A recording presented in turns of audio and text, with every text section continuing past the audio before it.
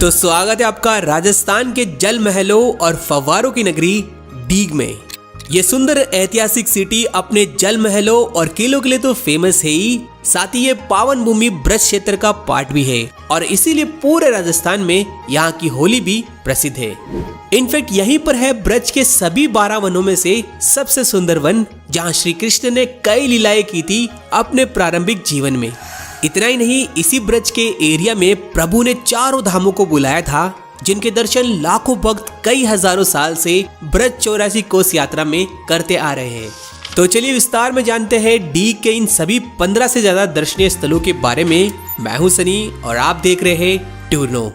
सबसे पहले आपको बता दें, राजधानी दिल्ली से डीग 150 किलोमीटर और मथुरा, वृंदावन एंड भरतपुर से मात्र 35 किलोमीटर के अप्रोक्स डिस्टेंस पर ही है। इसका प्राचीन नाम महाकाव्य स्कंद पुराण के अनुसार दीर्घा या दीर्घापुर के नाम से वर्णित मिलता है। ये डीग भरतपुर से पहले जाटों की राजधानी हुआ करता था और फिर आजादी के बाद भरतपुर डिस्ट्रिक्ट का हिस्सा था। लेकिन 7 अगस्त 2023 में डीग को भरतपुर से अलग करके न्यू डिस्ट्रिक्ट बनाया गया। तो यहाँ डीग का सबसे पहला स्थान है शहर के बीचों बीच मौजूद यहाँ का गौरव डीग पैलेस। ये लगभग 45 एकड़ के विशाल एरिया में फैला है, जिसका निर्माण का काम सबसे पहले महाराजा बदन सिंह ने 1722 में स्टार्ट किया था और फिर इनके बाद महाराजा सूरजमल और उनके पश्चात कई महाराजाओं ने इसका विस्तार किया सुंदर बंसी पहाड़पुर के पिंक सैंडस्टोन को यूज करके, जिसमें टोटल 8 भव्य भवन, 2 बड़े तालाब और बीच में फाउंटेन से युक्त खूबसूरत गार्डन एरिया है, जिसमें टिकट्स और एंट्री महल के नॉर्थ में सिंह पोल से होती है, जो बेसिकली शुक्रवार को छोड़कर सभी दिन 9 से 5 खुला रहता है। महल में एंट्री करते सबसे पहले देखने को मिलता है यहाँ का गोपाल सागर तालाब, जिसके सामने में 12 एकड़ का फलों का बगीचा है और गोपाल सागर से सटकर बनाए हुए हैं 2 ब्यूटीफुल पवेलियंस, एक सावन भवन और दूसरा भादो भवन, जहां महाराजा सावन भादो मास का आनंद लिया करते थे। इन दोनों पवेलियंस के बीच में है भव्य गोपाल भवन, जो पानी वाली साइड से 4 मंजिला, साइड से 2 और आगे से 1 मंजिला भवन नुमा म्यूजियम है, जिसके अंदर राजाओं के royal dining tables, sofa, bed और कई विंटेज फर्नीचर आइटम देखे जा सकते हैं। और इस भवन के लेफ्ट की तरफ हनुमान जी का टेम्पल है, जहाँ की मूर्ति हकीक के नक्शे बनाई हुई है। इसी भवन के दाई तरफ 1929 का टाइम का बिना बिजली का गीजर सिस्टम भी देखा जा सकता है। वैसे गोपाल भवन के सामने मेन अट्रैक्शन है व्हाइट कलर का नूरजहां का झूला, जिसे महाराजा जवाहर सिंह दिल्ली फोर्ट जीतने पर ट्रॉफी के रूप में लाए थे। और इसके साथ मुगल बादशाहों के बच्चों का पूरा मार्बल का मदरसा, जिसे पीस बाय पीस नंबरिंग करके प्रॉपर इंटरलॉकिंग की मदद से असेंबल किया गया था, जिसे आज सूरज भवन के नाम से जाना जाता है। इसके बाद कॉर्नर में है सुंदर दासियों को समर्पित हरदेव भवन। इसके बाद आते हैं किशन भवन में। ये उस समय राजाओं का बड़ा मीटिंग हॉल हुआ करता था, जो अभी म्यूजियम के रूप में है, जहां आज कई वुडन चेयर्स, फर्नीचर, बड़े बड़े कूलर जैसे एंटीक चीजें हैं। साथ ही यहाँ के सभी राजाओं की पेंटिंग गैलरी भी देखी जा सकती है। चलिए इसके आगे है केशव भवन, जिसे 12 दरी भी कहा जाता है, जहां 350 से ज्यादा फाउंटेन्स इस भवन की वॉल्स और छतों में है, जो गर्मियों के मौसम में भी आर्टिफिशियल यानी कृत्रिम बारिश का अनुभव कराता था। इसी भवन से सटा है यहाँ का दूसरा ताल रूप सागर, जो अंडरग्राउंड कनेक्टेड है गोपाल सागर से, और इसके एंड पर शीश महल भी देख सकते हो। लास्ट भवन है यहाँ का नंद भवन, जो बेसिकली महाराजाओं का रेसलिंग यानी कुश्ती का अखाड़ा हुआ करता था, जहां वो 200 से 250 साल पुरानी मिट्टी आज भी है। अब फाइनली यहाँ के ब्यूटीफुल गार्डन को कैसे भूल सकता है, जिसमें टोटल 2000 के आसपास फाउंटेन्स बताते हैं, जो केवल वर्ष में 2 बार चले जाते हैं, एक फरवरी मार्च में ब्रज होली के टाइम पर और दूसरा अगस्त सितंबर में अमावस्या को। इंटरेस्टिंगली इतने सारे फाउंटेन्स के लिए यहाँ उस वक्त का डेडिकेटेड एक बड़ा वाटर टैंक भी मौजूद है, जिसके अंदर अलग अलग पाइपलाइंस के सेक्शन पॉइंट्स हैं, जिनमें डिफरेंट कलर की पोटलियों की मदद से यहाँ कलरफुल फाउंटेन्स चलाए जाते हैं, जिनका एक्सपीरियंस गजब का होता है। स्पेशली यहाँ के ब्रज होली के टाइम पर तो एक बार विजिट करना बनता है। डीग पैलेस के बाद सेकेंड लोकेशन है पास ही में मौजूद डीग फोर्ट। इसका निर्माण 1722 से 1733 में स्टार्ट किया गया था महाराजा बदन सिंह के द्वारा, जो भरतपुर के लोहागढ़ शिफ्ट होने से पहले बदन सिंह की राजधानी हुआ करता था। इसी वजह से इसकी संरचना सेम लोहागढ़ की तरह चारों तरफ पानी की खाई से घिरा हुआ है और अंदर ऊंचे ऊंचे मिट्टी के टीले और दीवारें तो इतनी चौड़ी कि इजीली इन पर ट्रक और बसेस चल सकती है। वैसे इस स्क्वायर शेप के स्ट्रॉन्ग किले में एंट्री बिल्कुल फ्री है, जिसके चारों ओर टोटल 12 गोल मोटे मोटे बुर्ज है, जिनमें सबसे ऊंचा है नॉर्थ वेस्ट का लखा बुर्ज, और इसी पर है सबसे बड़े तोपों में से एक ह्यूज लाखा तोप। इंटरेस्टिंगली इसे सिर्फ एक बार यूज किया गया था दिल्ली पर, जिसकी ध्वनि से लोकली इतना ज्यादा नुकसान हुआ था कि बच्चों की डिलीवरी जल्दी हो गई थी, कई लोगों के कान बहरे हो गए थे और इसी वजह से इसे बाद में कभी भी यूज में नहीं लिया गया। इसी विशाल तोप की तरह एक तोप और भी रखी हुई है यहाँ इस सर्कुलर शेप वाले स्टेज पर। एंड इसी फोर्ट के सेंटर में देख सकते हो डीग का पुराना महल, जिसे रिकंस्ट्रक्ट किया जा रहा है। नेक्स्ट हमारी थर्ड लोकेशन है कुम्हेर का फोर्ट, जो डीग से 19 किलोमीटर दक्षिण में भरतपुर रोड पर ही है। ये डीग और भरतपुर के बीच एक स्ट्रेटेजिक लोकेशन वाला किला कभी जाट महाराजाओं के खजाने का स्टोर हुआ करता था और इसीलिए इस किले को कुबेर देवता के नाम से कुम्हेर का नाम मिला।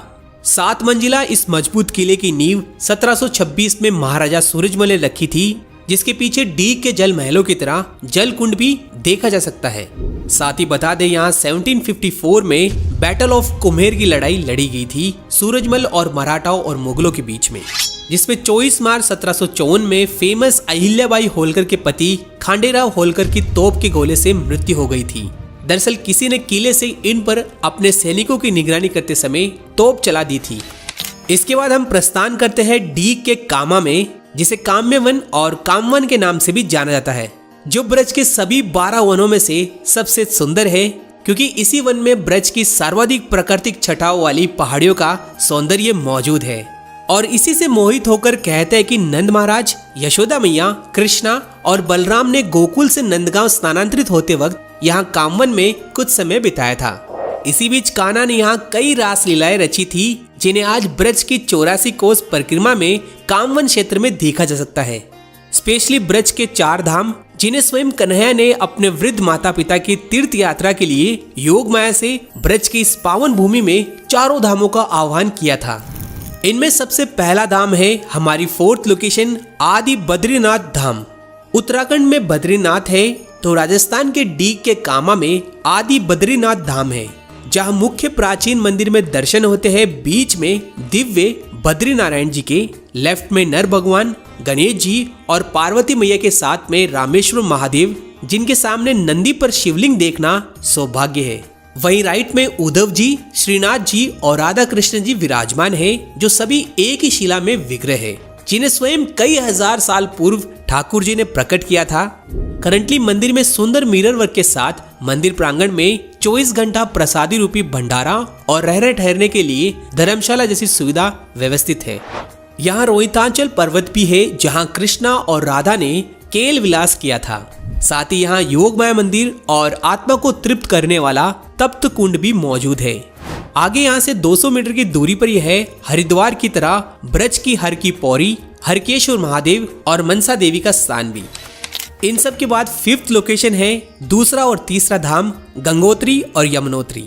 यहाँ आदि बद्रीनाथ से मात्र 1 किलोमीटर डिस्टेंस पर जंगलों और कच्चे रास्तों के आगे थोड़ी चढ़ाई वाले ऊंचे स्थान पर स्थित है पवित्र माता गंगोत्री और यमुनोत्री का मंदिर, साथ ही शिव लक्ष्मण जी का मंदिर भी, जिसके पीछे एक शिला झूला करती थी, इसीलिए इसे यहाँ का लक्ष्मण झूला भी कहा जाता है।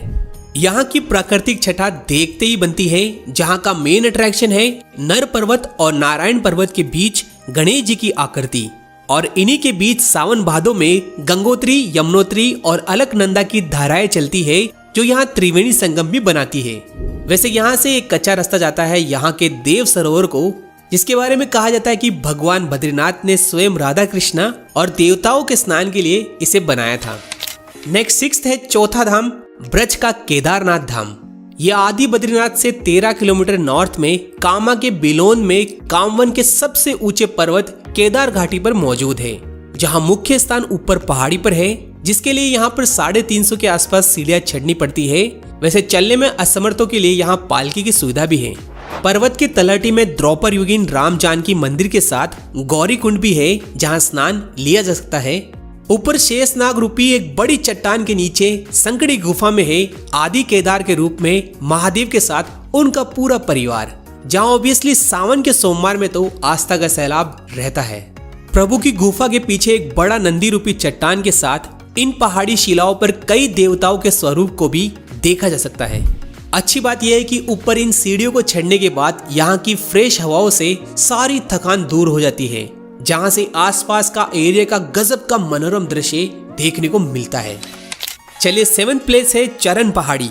केदारनाथ धाम से मात्र 8 किलोमीटर पूर्व की ओर कामा के बुड़का गांव की पहाड़ियों पर है प्रभु के द्रौपर युगिन पग यानी चरण चिन्ह। इस सुंदर रेड स्टोन के मंदिर में जहां आने के लिए पहाड़ी के दोनों तरफ से रास्ते हैं। ये स्थान कृष्ण जी का गोचर लीला स्थल है, जहां कन्हैया ने बंसी की ऐसी धुन बजाई जिसे सुनकर समस्त पर्वत पिघल गया था और कान्हा जहां खड़े थे वहां उनके पैरों के निशान अंकित हो गए थे। वैसे पास ही में 100 मीटर की दूरी पर 56 कटोरे और गाय की खुर के निशान भी देखे जा सकते हैं। वहीं पहाड़ी के ऊपर से पूरा कामा दिखाई देता है। आगे नंबर 8 है फिसलनी शिला। चरण पहाड़ी से सीधा 4 किलोमीटर डिस्टेंस पर इंद्रसेन पर्वत की तलहटी में है वो प्राचीन फिसलनी शिला, जहां कृष्णा गाय चराने के समय अपने सखाओं और राधा रानी के साथ इसी फिसलनी शिला पर क्रीड़ा करते थे, जिसकी कल्पना की जा सकती है प्रभु ने यहाँ कितना आनंद लिया होगा। ब्रज 84 कोस परिक्रमा करने वाले लाखों तीर्थयात्री पिछले 5000 वर्ष से इस शिला पर फिसलने का आनंद ले रहे हैं, जहाँ चैतन्य महाप्रभु के साथ कई अनेक संत महात्मा आचार्य बच्चे और बूढ़े इस शिला पर भागवत लीला को समर्पण कर चुके हैं। इसके बाद यहाँ से आधा किलोमीटर की दूरी पर इसी इंद्रसेन पहाड़ी पर है राक्षस व्योमासुर की गुफा, जिस गुफा में इस असुर ने गोपियों और बछड़ों को छुपाया था, जिसका वध इसी पहाड़ियों पर कृष्णा ने मथुरा जाने से पहले किया था। ऊपर पहाड़ी पे आप देख सकते हो गुफा के साथ प्रभु के पग और हाथ के चिन्ह, जहां ऊपर आने का रास्ता थोड़ा कठिन जरूर है बट वर्थ इट है। नेक्स्ट 9th प्लेस है भोजन थाली। ये स्थान इंद्रसेन पहाड़ी के सामने 1 किलोमीटर पूर्व की ओर स्थित है, जहां कृष्ण भगवान और बलराम गाय चराने के वक्त दोपहर में अन्य गोपों के साथ बैठकर भोजन किया करते थे। यहाँ इनके माखन दही के कटोरे और थाली हूबहू आज भी विद्यमान है, जहां गाय की दूध की धारा भी देखी जा सकती है। साथ ही अन्य कई मंदिरों के साथ चीर सागर नाम से प्राचीन कुंड भी दर्शनीय है। इसके बाद हम प्रवेश करते हैं डीग के कामा के टाउनशिप एरिया के प्लेसेस के लिए, जहां कामा में प्रचुर मात्रा में वृद्धा यानी तुलसी के पौधों की वजह से इसे आदि वृंदावन भी कहा जाता है। विष्णु पुराण के अनुसार कामवन में कुल 84 तालाब, 84 खंबे और 84 ही मंदिर है, इसीलिए इसे मंदिरों का शहर भी कहा जा सकता है। इसी कामा की हमारी 10th प्लेस है विमल कुंड। यह सुंदर विमल कुंड जहां श्री कृष्ण ने समस्त 84 तीर्थों का आवाहन किया था और इसी वजह से इसे तीर्थराज की उपाधि दी गई है। कहा जाता है कि सिंधु देश के राजा विमल की 16,108 कन्याओं को एक राक्षस के अपहरण के बाद किसी ने नहीं अपनाया था। तभी प्रभु श्री कृष्णा ने इन सभी कन्याओं को अपनाकर यहाँ प्रेम का महारास किया था, जिससे ये कन्याएं इतनी खुश हो गई कि इनके प्रेम के अश्रुओं से इस विमल कुंड में जल आया था। ये सभी कन्याएं विमला के नाम से विग्रह थी, इसलिए यहाँ मुख्य मंदिर विमला देवी का है। इसके अलावा यहाँ कुंड के चारों ओर 20 घाट, 35 मंदिर और चारों वैष्णव संप्रदाय की सिद्ध पीठ भी दर्शनीय है। नेक्स्ट 11th है कामा के एक से बढ़कर एक कृष्ण मंदिरों में से गोकुल चंद्रमा जी का मंदिर। ये वल्लभाचार्य महाप्रभु की पंचम पीठ श्री गोकुल चंद्रमा जी का भव्य हवेली वाला मंदिर है, जहाँ चंद्रदेव और कृष्णा का बाल स्वरूप है। इस हवेली में ब्यूटीफुल नाथ द्वारा पिछवाई पेंटिंग की तरह कलाकारी की गई है। इसी मंदिर के पास दर्शनीय है सप्तम पीठ सुंदर मदन मोहन जी की हवेली और टेम्पल। वैसे इन दोनों पीठों के पट बहुत ही कम समय के लिए खुलते हैं, जिसका भी ध्यान रखिएगा। इंटरेस्टिंगली इसी मदन मोहन जी के पास वृंदावन के फेमस राधा वल्लभ मंदिर की तरह ही सेम डिजाइन वाला यहाँ का राधा वल्लभ जी का प्राचीन मंदिर है, जहाँ की होली भी वृंदावन की तरह कामा की सबसे प्रसिद्ध है। 12th प्लेस है इसी मंदिर के पास कामेश्वर महादेव। ये ब्रजमंडल के 4 सबसे प्रमुख महादेवों में से एक है, जिसकी स्थापना श्री कृष्ण के पड़पोत्र बज्रनाभ के द्वारा की गई थी, जहां अंदाजा लगा सकते हो महाशिवरात्रि को क्या ही माहौल होता होगा। वैसे महादेव के पीछे 22 फीट ऊंचे हनुमान जी की प्रतिमा भी देखी जा सकती है। इसके बाद 13th है वृंदा देवी टेम्पल। यहाँ वृंदा देवी का विग्रह वही है जो वृंदावन के हजारों साल प्राचीन गोविंद देव जी के मंदिर में विराजमान थी, पर 1689 में वृंदावन पर मुगलों के अटैक के समय जयपुर के महाराजा गोविंद देव जी के साथ वृंदा देवी को कामन से होते हुए जयपुर ले जा रहे थे। तभी वृंदावन की रक्षा हेतु वृंदा देवी को कामवन में ही स्थापित किया गया। नेक्स्ट 14th है कामा का गोपीनाथ जी का मंदिर। इस प्राचीन शैली के मंदिर में हनुमान जी और भोलेनाथ ने ठाकुर जी के साथ गोपी बनकर रास रचाया था, जहां कन्हैया की बाई ओर जानवी और दाई ओर राधा रानी विराजित थे। वैसे फाल्गुन मास की एकादशी को यहाँ दूध दही की लठमार होली भी प्रसिद्ध है। आफ्टर दिस 15th प्लेस है पासी में 84 खंबा। ये स्वयं विश्वकर्मा जी के द्वारा बनाया गया भवन है, जिसमें टोटल 84 पिलर्स यानी 84 खंबे हैं, जिनकी डिजाइन सभी की अलग है, फिर भी इन्हें सही से गिना नहीं जा सकता। जहां पांडवों ने भी कुछ समय बिताया था, बट अनफॉर्चुनेटली मुगलों के टाइम पर बयाना के उषा मंदिर की तरह इसे तोड़कर मस्जिद बनाने की पूरी कोशिश की गई थी। नेक्स्ट 16th है इसी कामा की लंका और सेतु बांध। गया कुंड से होते हुए कामा के दक्षिणी छोर में स्थित यह स्थान, जहां भगवान श्री कृष्ण ने अपने माता पिता के लिए लंका और रामेश्वरम जी को प्रकट किया था दर्शन के लिए। यहाँ अशोक वाटिका, राम सेतु बांध, रामेश्वरम महादेव और लंका के प्राचीन मंदिर दर्शनीय है। अगला 17th है बोलखेड़ा जैन टेम्पल। ये कामा से 8 किलोमीटर पश्चिम में बड़ी पहाड़ी के सौंदर्य में स्थित एक बड़ा जैन टेम्पल कॉम्प्लेक्स है, जहाँ स्वामी जम्बू जी ने तपस्या की थी। इनके अलावा यहाँ मुनीश्वरनाथ भगवान और 63 फीट ऊंचा भव्य मानस स्तंभ भी दर्शनीय है। इन सब के अलावा डीग में आप देख सकते हो राजा कामसेन का चील महल, पूजनीय नागा बाबा का कदम खंडी आश्रम, हजारों गौ माताओं की सेवा वाला जड़खोर धाम, जटेरी धाम के राधा हसन बिहारी जी, गंधमाधवन पर्वत का नारद जी का मंदिर, बोरई का हनुमान मंदिर और ईदगाह सीकरी पट्टी जैसे कई और स्थान। लास्ट डीग के नगर का जलेवा जरूर से ट्राई कीजिएगा।